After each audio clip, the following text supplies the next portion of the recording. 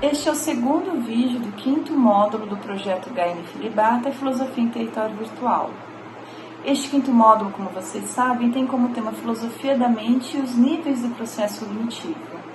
E ele é coordenado pelos professores Maxwell Moraes de Lima Filho, da Universidade Federal de Alagoas, e pelo professor Rafael dos Reis Ferreira, da Universidade Federal do Recôncavo da Bahia. Neste segundo vídeo, o professor Maxwell continua as análises que ele havia feito no primeiro vídeo em torno do principal problema da filosofia da mente, o problema mente-corpo. Mas agora, neste segundo vídeo, o professor Maxwell nos apresenta outras três correntes filosóficas em torno deste problema. A teoria da identidade mente-cérebro, a teoria do funcionalismo e a teoria do fisicalismo eliminativista. O professor Maxwell apresentará também neste segundo vídeo algumas críticas em torno dessas três correntes, dessas três teorias, a partir das objetivações lançadas pelo filósofo John Searle. Espero que vocês gostem desse segundo vídeo do quinto módulo. Não deixem de se inscrever no nosso canal no YouTube, de seguir nossas mídias sociais, nosso Instagram, nosso Facebook. E com a palavra, o professor Maxwell.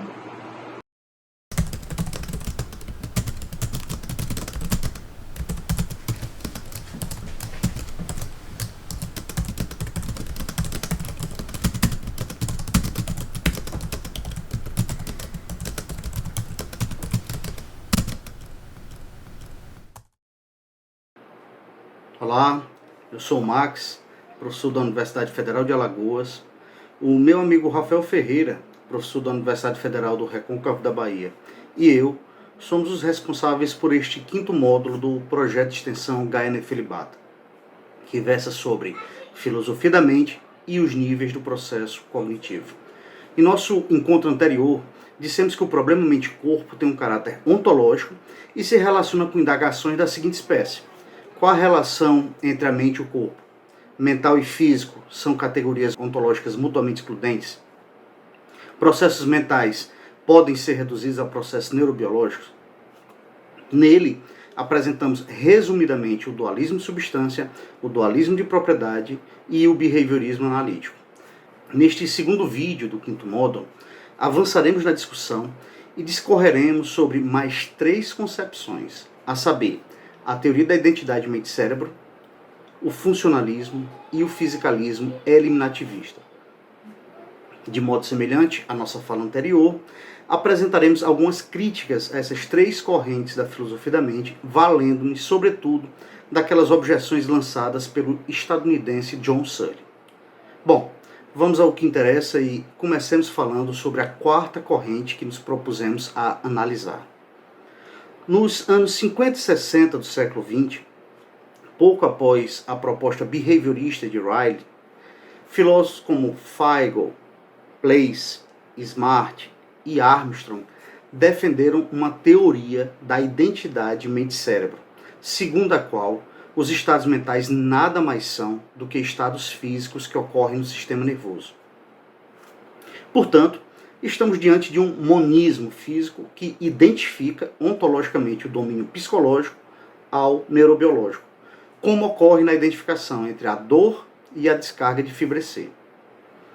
Em artigo publicado originalmente em 1956, Place defende a hipótese científica de que a consciência é um processo cerebral sem se comprometer com a suposição adicional de que a linguagem neurobiológica sirva para descrever os sonhos, as fantasias e as sensações. É justamente porque a assunção da identidade mente-cérebro é análoga àquela das ciências naturais, que se reflete, por sua vez, na ausência de equivalência semântica entre as descrições dos fenômenos físicos e mentais, que não seria irracional se Royce afirmasse que sente dor e que suas fibras C não disparam.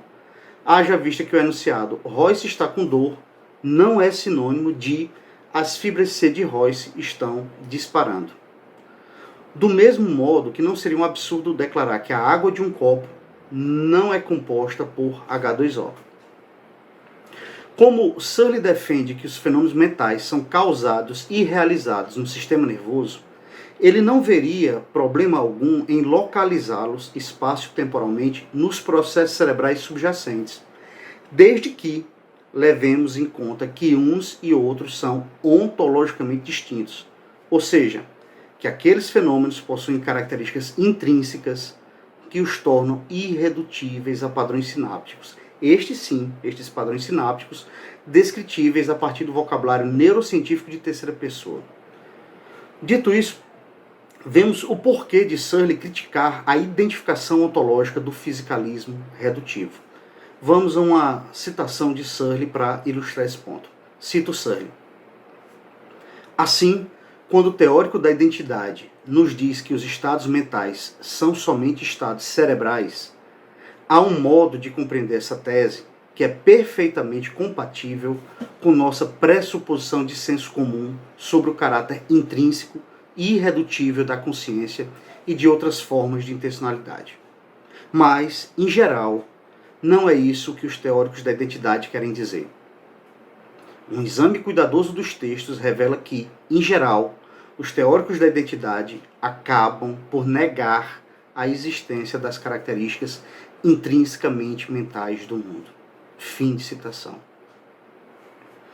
Outra objeção é feita à contundente asserção de que os estados mentais compartilhados por duas pessoas implicam que eles são necessariamente determinados por processos neurofisiológicos de tipo idêntico. Assim sendo, os mesmos estados físicos devem ocorrer nos cérebros de Jacó e de Luís para que eles compartilhem a crença de que Januário é o maior dos sanfoneiros.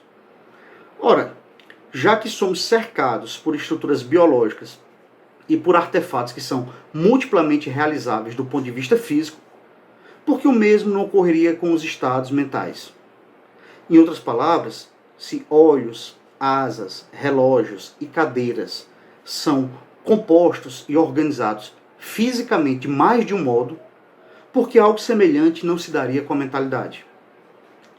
De start, nada impede que a mesma crença na grandiosidade musical de Januário seja realizada por padrões neurônicos de tipo X no velho Jacó e de tipo Y em Gonzagão. Searle se vale de outros exemplos para corroborar a tese da realização múltipla do mental e para explicitar o que faz com que dois estados psicológicos sejam do mesmo tipo. Vamos a mais uma citação de Searle para ilustrar esse quesito. Ele diz o seguinte, cito Searle: assim, você e eu podemos ter cada qual a mesma crença de que está nevando, sem que nossas neurofisiologias sejam necessariamente de tipo idêntico. Assim como meu carro e o seu podem ter cada qual um carburador, embora o meu seja de aço e o seu de latão. Mas então, o que os estados mentais têm em comum capaz de torná-los de tipo idêntico? Creio que a resposta óbvia é que eles são de tipo idêntico por causa de suas características mentais comuns, sejam elas características de consciência, da intencionalidade ou de ambas, ou ainda outras espécies de características mentais. Fim de citação. Aliás, foi motivado por esse tipo de crítica ao fisicalismo redutivo que surgiu nos anos 60 a teoria funcionalista, que talvez ainda hoje seja a concepção de maior prestígio acadêmico. De acordo com uma de suas vertentes, os fenômenos mentais podem ser produzidos artificialmente pelos chips de silício de um computador, o que demonstraria a inexistência de um vínculo necessário entre cérebros complexos e estados mentais. Como não seriam essencialmente biológicos, o aspecto relevante residiria no papel funcional envolvido nas relações entre os próprios estados mentais, bem como destes com as informações provenientes do ambiente e que direcionariam o comportamento. Essa centralidade do papel funcional está por trás do pressuposto metodológico do teste de Turing, de que se uma máquina manifesta um comportamento linguístico tão complexo quanto o do ser humano, é porque nos seria similar em inteligência e mentalidade. Com o fito de atacar esse pressuposto behaviorista do funcionalismo e para asseverar que toda e qualquer máquina de Turing é incapaz de compreender os símbolos que manipula, Searle propôs o experimento de pensamento do quarto chinês. Em linhas gerais, podemos expor o famoso experimento mental do seguinte modo. Confinado em um quarto, Searle passa a receber folhas escritas em chinês, língua da qual ele não compreende, não conhece um só ideograma e que é incapaz de falar quaisquer palavras. Também o fornece um manual com regras escritas em inglês que lhe permite relacionar pelo formato os símbolos recebidos com outras folhas redigidas em chinês que ele passa por debaixo da porta. Esse processo ocorre repetidamente. Recebimento do texto em chinês, consulta ao manual e devolução do símbolo correspondente. E sem que o filósofo se aperceba disso, o falante de chinês, está do lado de fora do quarto, o falante de chinês julga que está entabulando uma conversação, porque dele recebeu respostas satisfatórias sobre o seu nome, a sua origem e a sua profissão, por exemplo. O ponto nevrálgico da argumentação é que a manipulação simbólica não é suficiente para a compreensão semântica e que o máximo alcançável por um programa de computador é a simulação, mas não a duplicação, de estados mentais. Eis como Searle posteriormente resume o seu argumento. 1. Programas são totalmente sintáticos. 2. As mentes têm uma capacidade semântica. 3. A sintaxe não é a mesma coisa que a semântica, nem é por si só suficiente para garantir um conteúdo semântico. Consequentemente, programas não são mentes. Para golpear o cognitivismo, linha para a qual os processos cognitivos são inconscientes e computacionais, Searle propõe um argumento assentado na tese de que a computação é relativa ao observador e é exclusivamente sintática. Consoante Morrow, podemos resumi-lo nessas 4 asserções. 1. Por definição, computação consiste em uma manipulação formal de símbolos. 2. No entanto, como nem a sintaxe nem os símbolos são definidos em termos físicos, não podemos considerá-los intrínsecos à física. 3. Como o significado da sintaxe e dos símbolos só podem ser atribuídos perante um observador, segue-se que o mesmo deva se dar com a computação. 4. Consequentemente, a possibilidade de realizarmos uma interpretação computacional do cérebro não nos autoriza a conjecturar que esse órgão seja intrinsecamente um computador. A distinção capital que permeia esse argumento é aquela entre as características que independem e as que dependem do observador, como são, respectivamente, a massa da molécula de água e a função cronométrica do relógio. Com isso, Searle faz uma discriminação entre estados mentais humanos e aqueles atribuídos ao computador. O estado de consciência de Searle é intrinsecamente intencional, porque existe independentemente do que pensemos a seu respeito, diversamente dos estados mentais que outorgamos à máquina e que possuem uma intencionalidade relativa ao observador. Então, vamos dar um exemplo, né? Se pegarmos o 2001, uma Odisseia no Espaço, né? O medo expresso por HAL 9000, quando David Bowman estava desativando seus processos superiores, não passaria de uma fobia metafórica. Para Searle, não há qualquer arbitrariedade no critério que se funda na intencionalidade intrínseca para diferenciar a mentalidade da decisão de Bowman do pavor figurado de HAL 9000. Se assim o fosse, estaria subjugada a nosso bel prazer encarar os nossos semelhantes como zumbis e a estiagem como mental. Os argumentos levantados por Searle de que a sintaxe é insuficiente para a semântica e de que ela não é intrínseca à física, não raras vezes tem conduzido à interpretação de que ele seja repulsivo ao projeto de um cérebro e de uma mente artificiais. No entanto, essa chave de leitura é injusta, porque ambos os argumentos do filósofo estadunidense são voltados para o programa do computador e não para o hardware.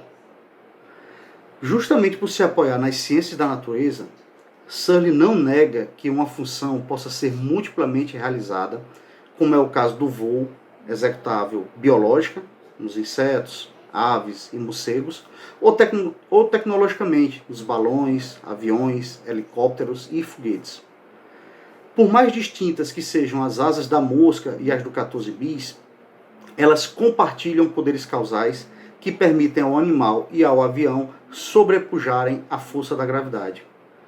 Ora, se a consciência é uma característica sistêmica do cérebro e desejamos produzi-la artificialmente, basta que dupliquemos os poderes causais desse órgão.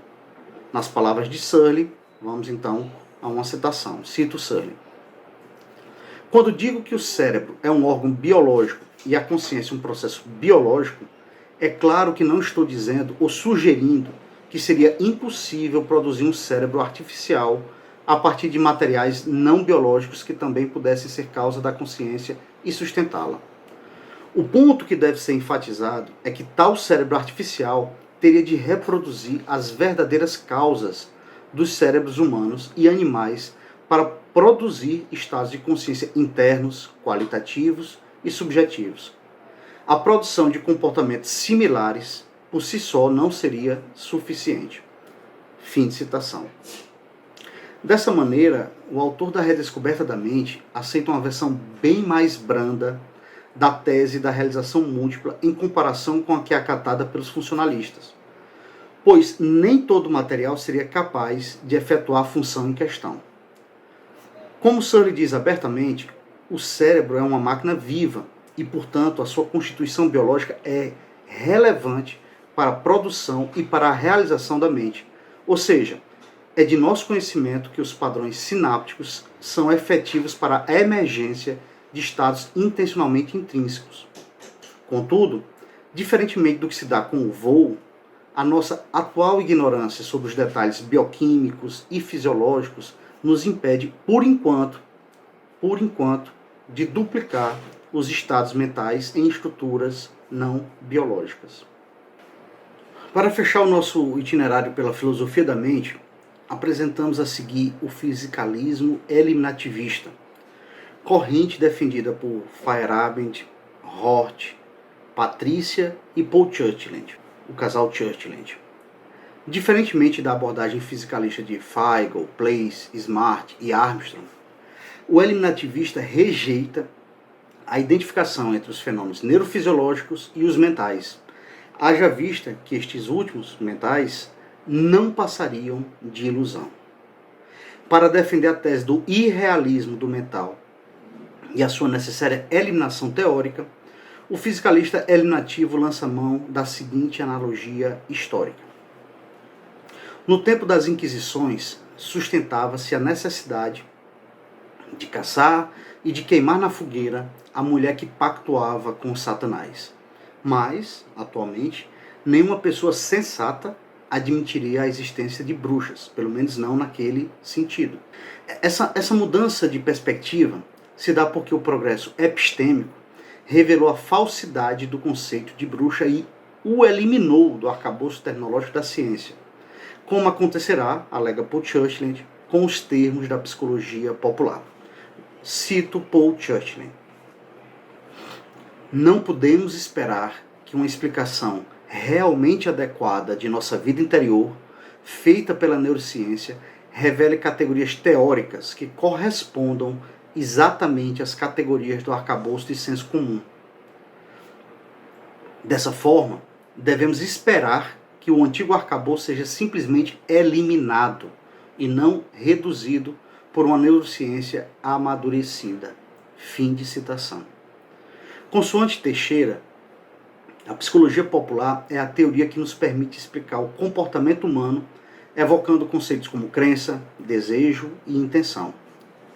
Para o fisicalista eliminativo, o avanço neurocientífico não acarretaria a redução da psicologia popular, pois não haveria uma correspondência 1 a 1 entre essas duas áreas, o que demonstraria a necessidade de suprimir os termos psicológicos que representam de modo distorcido os estados neurofisiológicos e as causas do comportamento.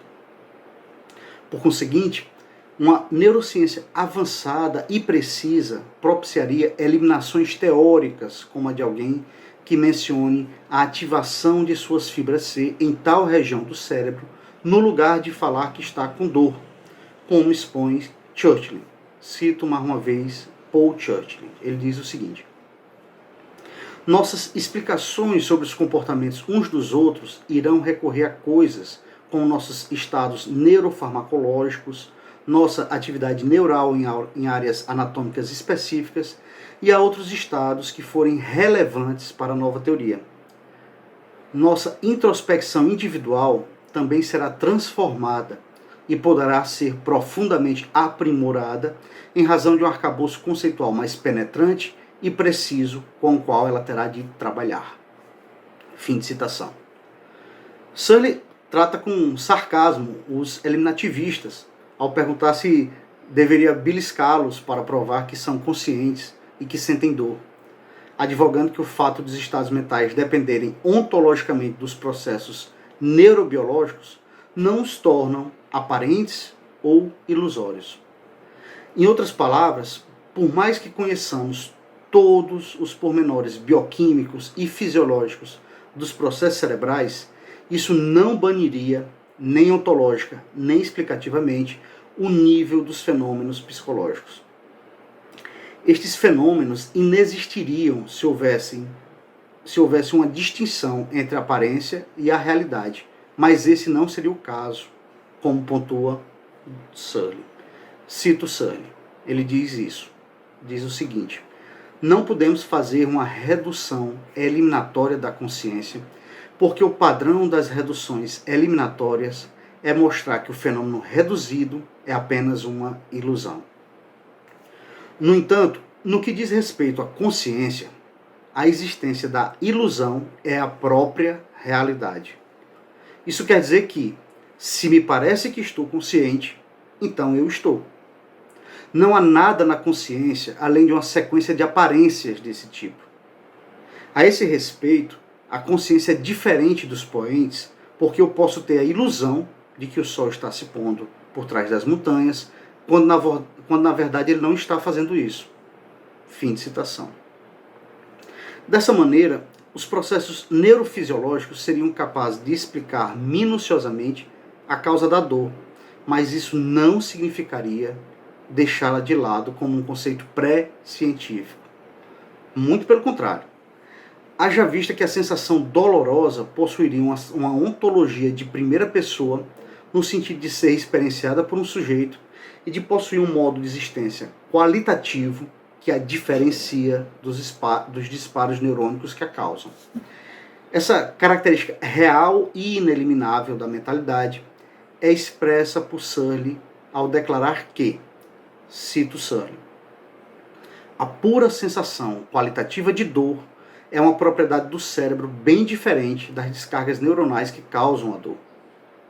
Logo, em se tratando de descargas neuronais, você pode obter uma redução causal de dor, mas não uma redução ontológica. Isto é, você pode fornecer uma análise causal completa da razão de sentirmos dores, mas isso não mostra que as dores não existam realmente. Fim de citação.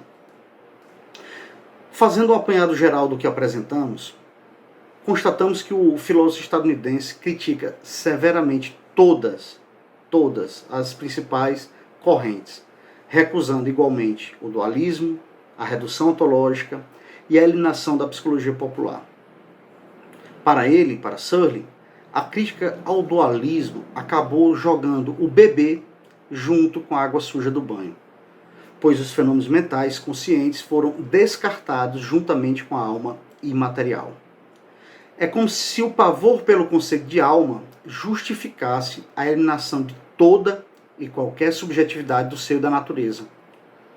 O polo oposto também é desalentador, diz Searle, pois a defesa da mentalidade se faz às custas de uma consciência não física.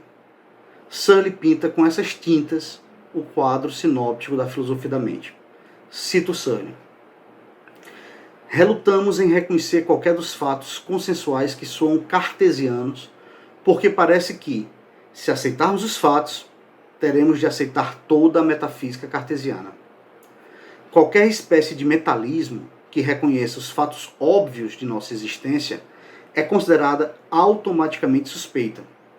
De um modo talvez mais exasperante ainda, eles são auxiliados nesse erro por aqueles filósofos que, de bom grado, reconhece a existência da consciência e, assim fazendo, supõe estar afirmando a existência de algo não físico.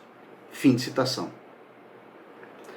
Ao recusar ambas as posições, Searle pretende articular uma concepção que não apenas leve em consideração a subjetividade do mental, mas que a fundamente nas ciências naturais, deixando de lado quaisquer aparatos cartesianos. Haja vista que o mental seria físico. Vamos então a mais uma citação de John Searle. Ele diz o seguinte, cito: o fato de uma característica ser mental não implica que não seja física. O fato de uma característica ser física não implica que não seja mental. Revisitando Descartes, poderíamos dizer não somente penso, logo existo, e sou um ser pensante, mas também sou um ser pensante, portanto, sou um ser físico. Minhas próprias concepções não se encaixam em nenhum dos rótulos tradicionais. Mas, para muitos filósofos, a ideia de que alguém possa defender um ponto de vista que não se encaixe nessas categorias parece incompreensível. Pior ainda, talvez, há diversos substantivos e verbos que parecem ter significados claros, como se realmente apresentassem objetos e atividades bem definidos. Mente, ego e introspecção são exemplos óbvios. Fim de citação. A concepção positiva de Searle, por ele denominada de naturalismo biológico, surgiu pela primeira vez quando ele rebateu as críticas feitas ao artigo Mente, Cérebros e Programas. Então, ela surgiu pela primeira vez no artigo Intencionalidade Intrínseca. Nessa ocasião, ele comparou os estados mentais às propriedades de um pneu. Na ocasião, seu principal alvo era atacar o funcionalismo computacional ao apontar as limitações intrínsecas ao programa de computador, ao mesmo tempo em que destacava a relevância do estofo biológico para a mentalidade. No entanto, também vislumbramos nesse texto o seu repúdio ao irrealismo do mental, propugnado pelos fisicalistas redutivos e eliminativos, e ao caráter não físico, resguardado pelos dualistas de substância e de propriedade. Não consiste nenhuma surpresa que a estratégia ofensiva de Searle tenha gerado contra-ataques dos mais variados vieses, dualistas e fisicalistas, os quais o impulsionaram, em parte, a desenvolver cada vez mais a sua posição, ancorada em dois grandes compromissos teóricos, a saber, a subjetividade e a biologicidade do mental. Os fenômenos mentais ontologicamente subjetivos são biológicos, tanto na acepção evolutiva quanto na funcional. De acordo com esta última, na acepção funcional, os processos neurofisiológicos causam e sustentam a mentalidade, a qual surgiu historicamente devido aos processos evolutivos que atuaram sobre linhagens animais no decorrer das eras geológicas. Abordaremos o naturalismo biológico de John Searle no 6º módulo do projeto de extensão Gaia Nefelibata. Com o intuito de complementarmos a nossa discussão de filosofia da mente, teremos a honra de recebermos Tariq Prata, grande especialista na área e que leciona na Universidade Federal de Pernambuco, em nosso podcast. Resumindo o nosso percurso até aqui, expusemos que o problema mente-corpo possui um caráter ontológico e está relacionado com indagações dos seguintes tipos. Qual a relação entre a mente e o corpo? Mental e físico são categorias ontológicas mutuamente excludentes? Processos mentais podem ser reduzidos a processos neurobiológicos? Com o propósito de mostrar algumas possíveis respostas, expusemos brevemente, muito brevemente, as linhas gerais do dualismo de substância, do dualismo de propriedade, do behaviorismo analítico, da teoria da identidade mente-cérebro, do funcionalismo e do fisicalismo eliminativista. E você? O que você achou? Você se identificou com alguma dessas propostas? Discorda de alguma crítica que apresentamos? Enfim, fique à vontade para expressar sua opinião nos comentários a este vídeo. Para quem quiser se aprofundar, listamos a seguir algumas fontes bibliográficas que podem ser úteis a você né, no seu estudo. Desde já, nós desejamos uma excelente leitura, tem muita coisa bacana para se ler. Aproveitamos também o ensejo para reforçar o convite para que você acesse as redes sociais do Projeto Gainer Filibata, para que se inscreva em nosso canal do YouTube e, caso goste, curta os nossos vídeos, pois isso nos estimula a continuar produzindo conteúdo de qualidade e auxilia com a divulgação de nossos materiais junto ao grande público. Na sequência deste módulo, sobre filosofia da mente e os níveis do processo cognitivo, o meu amigo Rafael Ferreira, professor da Universidade Federal do Recôncavo da Bahia, apresentará a abordagem teórica de Jean Piaget para o problema mente-corpo. Abraços fortes e até breve. Tchau!